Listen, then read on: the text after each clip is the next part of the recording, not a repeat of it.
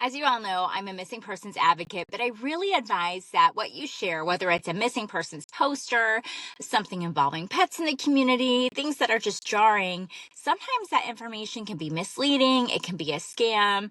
I know it's so hard to say, be a journalist, because I am a journalist and I have to be really mindful of what I share because fact checking is a way of life.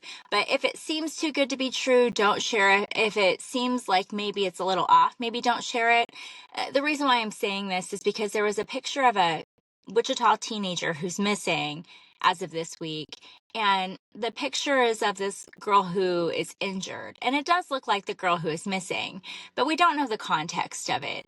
And given that this girl's a chronic runaway, just to me, it's a disservice to put up a photo that might be something that could go viral, that might be clickable, clickbait, but we don't know the context. And it turns out, from my understanding, because family had reached out and they were upset, from my understanding, they say the photo is her being injured from a car accident. And I was able to verify through the police department that helped with that crash investigation when it happened, which was more than a year ago. More than a year and a half ago. So, it's a dated photo of her and it doesn't show the context of what it is. And I think it's just a disservice to her to share that. The family did provide a more recent photo from this fall of her. And I'm like, well, that's something fair and representative of who she is and what's going on. And granted, she could be hurt. Yeah. But that photo is not from now and she's not walking around injured. So that photo is just being shared for clicks, in my opinion.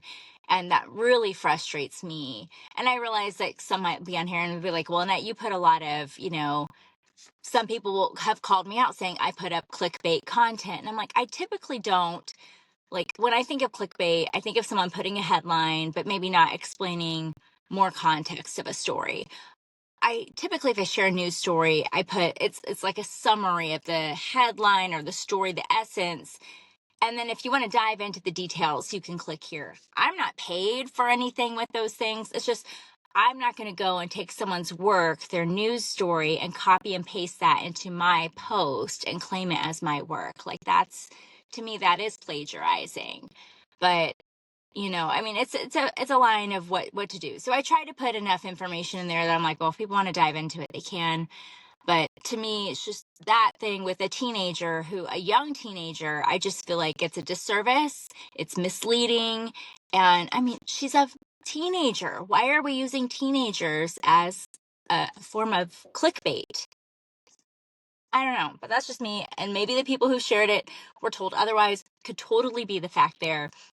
But I think if people would have done maybe a little bit of fact checking, maybe that photo wouldn't have been shared, because it's being shared and there's no way to unshare it. There's a person who shared it who, they have tens of thousands of shares on this photo, and it's just I think an influencer or something. And I don't know, I don't agree with it. So that's just me and, my life of missing people and how I approach it. Obviously different than others, but I just feel like it's really disrespectful. So whatever with that.